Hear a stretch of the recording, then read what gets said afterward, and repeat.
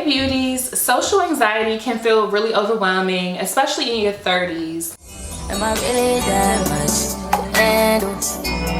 Breaking these niggas down like a camera. You don't really to throw you up.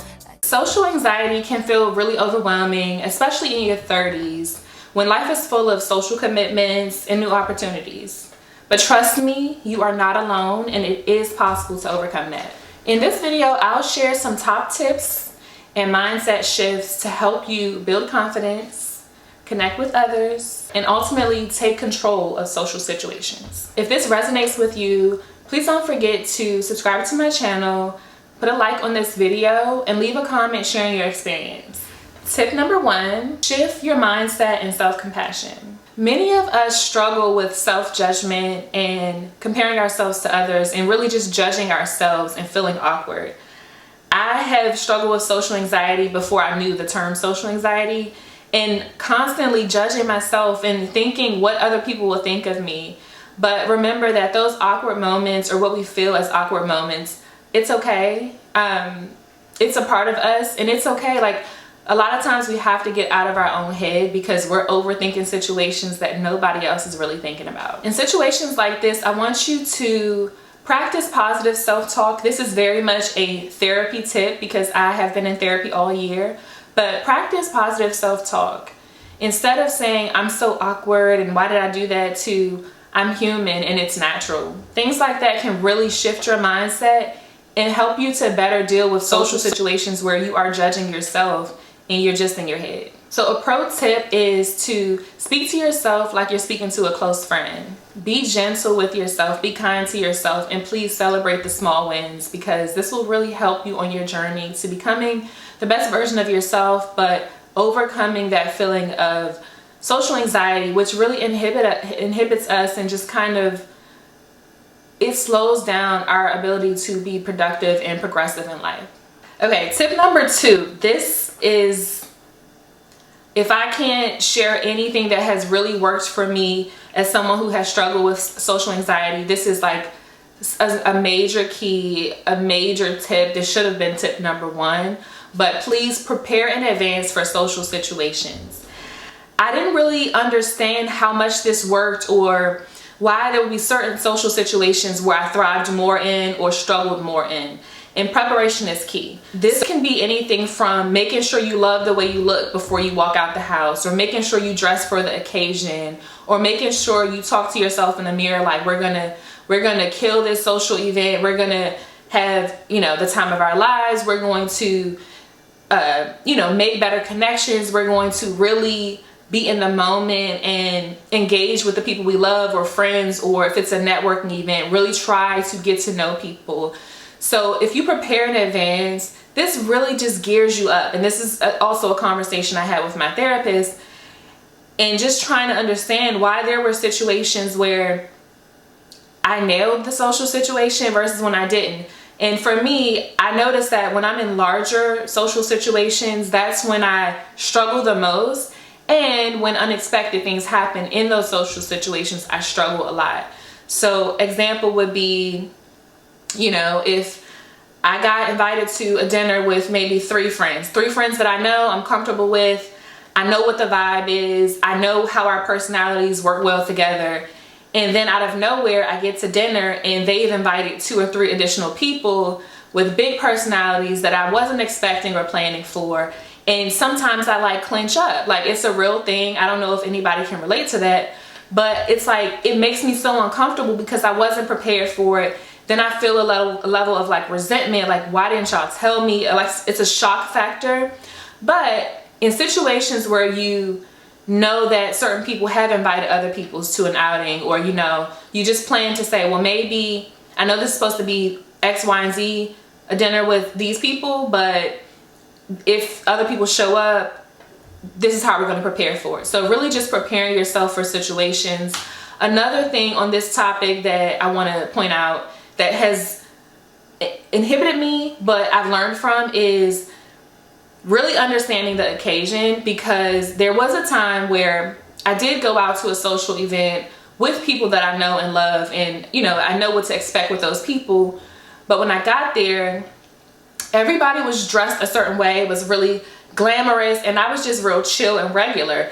And that really bothered me. I was judging myself from the time I saw other people to the time of the event. I almost wanted to leave the event because I was not happy with myself. I was overly judging myself in my head, and it just made me feel so terrible. So now in situations, I'll reach out to the group like, okay, what we wearing, and you know, what's the vibe like? I make sure I know, so I'm prepared, and I show up as the best version of myself. I show up in the way that I know I'm gonna be confident and feel my best. And ultimately, all type of preparation, mentally, physically, being comfortable with yourself on that day and being sure of yourself is a really good tip to prepare yourself for social situations. It's worked for me. I hope it works for you, but definitely think consciously about that as you prepare for your next social situation. Tip number 3, set boundaries and manage your energy. Okay, so in your 30s, we have so much going on, right? We have work, we have social situations with family, so many things are going on in life. You may be a parent by this age. There's so many things going on, and because of that, adulting, all of those things, because of that, it can be so draining and deplete your energy, especially for somebody like me who is on average an introvert. And I already know, like in the past, I used to not really balance my energy, but now that I really have become more self-aware this year, more in tune with myself, more learning who I am, I know that within a month's time span, there's a certain capacity I have for social settings and social situations. So I have learned that if I've already gone out 2 weekends in a month and somebody else is planning something for the other 2 weekends, I know that most likely I have to say no. I have to manage my energy and know that I've already gone out 2 weekends in a month, back to back. I have other obligations. I have to clean my house. I have to prepare for the work week mentally, or whatever obligations I have to really manage my energy, and I cannot say yes to everything. So this tip is so important, especially if you are an introvert dealing with social anxiety, and most likely you are. I have met some extroverts who have expressed that they deal with social anxiety, so I can't really quite speak on that. But as an introvert and somebody who needs balance between social and chill time, alone time, definitely be okay with saying no. And that's why I keep a planner too, because I already know what I've mapped out of, okay, what do I have to do most of the time anyway, what I have to do this month. And if somebody invites me to something, then I can just be like yes or no, because I know what I have going on in that month and that day, and what I have the capacity for. I don't want to be drained because I'm not going to show up as my best self. The last thing I'll say on this tip is please don't feel guilty, because I know whether you're an introvert or not, whether you have social anxiety or not, personally I know this, and then through friends I know this, sometimes we feel guilty if we're not feeling up to it. And I've just honestly, like, not to sound any type of way, but I don't feel guilty anymore. I used to beat myself up like, oh my gosh, I'm not going to be there and they're going to hate me. Or no, please allow yourself to feel okay with saying no, because you're prioritizing yourself. You're prioritizing your mental health. You're prioritizing your self-care. And that is important. So that should take that guilt away. So please don't feel guilty. Tip number 4, focus on outward instead of inward.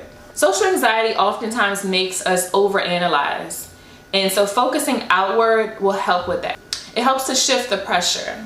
So in this situation, for this tip, some of the things you do or you can do or implement in social settings is really focus on the person or the people that you're around. Focus on getting to know them. This also helps if you have social anxiety and you don't know what to say or how to engage with people, how to make connections. This is something that I've struggled with throughout my life, where it's like, I want to go, I have good intentions, but I really have had issues or struggle with making connections with people. So if you focus your energy outward, where it's like, let me get to know this person, what do they like to do, or focus more on them and not yourself. Because if you're so internally thinking about, how am I coming off to people? Are people judging me in their head? Like all of these things, that will just kill the vibe, and you should have just stayed home, honestly. So focus outward, get to know people, You know, really just focus on what's going on in the moment and not on yourself, because focusing inward, again, you're going to overanalyze the situation. I am so guilty. Sometimes I still do it, but I've gotten so much better. Is just focus on what, like, enjoy the moment. Enjoy the moment, because I think that's where a lot of the social anxiety comes from, is just internalizing everything, every situation. And then ultimately, you don't get to really have those memories. You didn't really enjoy the moment because you're so busy judging yourself, overanalyzing the situation. It's just not, it's not good long term. Trust me, I've lived it, I've learned from it, and now I'm here to share this as a tip. Okay, tip number 5 is to build your social confidence in small steps. Okay, so this is a good tip for social anxiety in general, trying to overcome it, but also in a situation like if you're trying to make friends in your 30s, because that is a big thing. I've talked to so many women I know, late 20s to late 30s, that are like craving for community, craving for friendships, craving for connections with other like-minded women that they can connect with, because it's harder. You know, again, in our 30s, we have all of these social commitments, we have all of these adulting commitments, we may have children, our focus is to pay our bills and to work and to find our career path and all of these things. And you're not as, sometimes you can find it in coworkers, but you're not as focused or in so many environments where you can make connections easily or make friends easily. So this is a good tip to help with that. You know, building your confidence for social situations in small increments, so you don't have to be feel like you have to do large events. Like, work your way up. So it could be anything from, and this is again something that I've done as well, and I'm really sharing these tips because I know there are people like me who have struggled, who still struggle, and I have gotten to a point in life where I've been able to overcome these things through life experiences, through therapy. And I really just want to share this with anyone who resonates with this, because as a woman in your 30s, as an introvert, you know, it is hard to live the quality of the life that you want if you don't put in the work and if you don't know how to put in the work. So you can start by doing things like getting to know a neighbor. Sometimes it may be a little weird, like if you've been with that neighbor for like 2 years and you never really spoke or never really engaged, and then it feels awkward when you're trying to do that. But it's okay. Don't think inward, think outward. So if you see your neighbor, and I've done this, hey, how you doing? Or just make small talk. Oh, okay, you know, what's going on in the neighborhood? Different little small talk things where it's one-on-one with new connections, and really trying to use that to build your confidence for social settings. This is another tip, a pro tip within this tip, is to do things on your own and try to build your confidence with social situations that way. So not necessarily going out in groups in engaging socially, but try to take yourself out, try to go out on your own and make small talk with people one-on-one. I think that has really helped me to build my confidence. And sometimes I get in my head still where it's like, you know, maybe I'm trying to go out and engage with somebody at a bar or, you know, at a nail salon or whatever, and I feel like their vibe is not engaging back with me. And so sometimes that's a little hard for somebody like me or you who have social anxiety, and you're trying, but you're not feeling like it's being received well.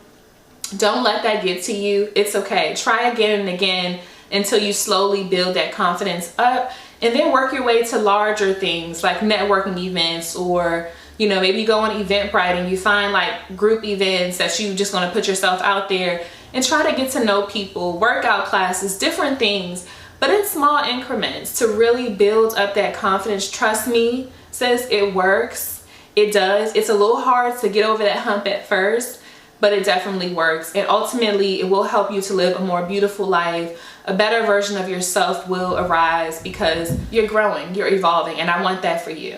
Okay, so we did 5 tips, but let me give y'all a bonus tip because I really want the best for you, sis. Like, I really want you to evolve and to become the best version of yourself. So a bonus tip, consider exploring therapy or support groups, okay? So I've mentioned therapy a lot throughout this video, but it is really important. I also agree and think that you should find a therapist who works for you. I typically go for a therapist who looks like me, who I think resonates with me, because I think it'll be easier for that person to understand me and ultimately help me best. But I've been lucky enough to find a great therapist this year who has, it's been a game changer, and I highly encourage it. I highly recommend it. If you aren't ready for a therapist per se yet, definitely look into support groups, community groups, whether it's support groups for single moms, support groups for introverts, whatever it is. There are plenty out there. You can literally go to Facebook groups, you can go to apps like Meetup, you can go to Eventbrite again, and none of these are sponsored or anything like that. These are just groups and websites or apps that I have personally used to try to make connections and to try to get support from like-minded women. So definitely consider that as a bonus tip, because ultimately in the next 3 months, the next 6 months, the next year, I don't want you to be in the same place. I don't want you to feel like you're still struggling with the same things. One of the things on my channel I want to do is to encourage women like me, men too, because I know men watch my channel, but to encourage women in their 30s who may be moms, who may be single, who may be just struggling in life with certain things. I want you to grow. I want you to evolve. I want you to become a better version of yourself.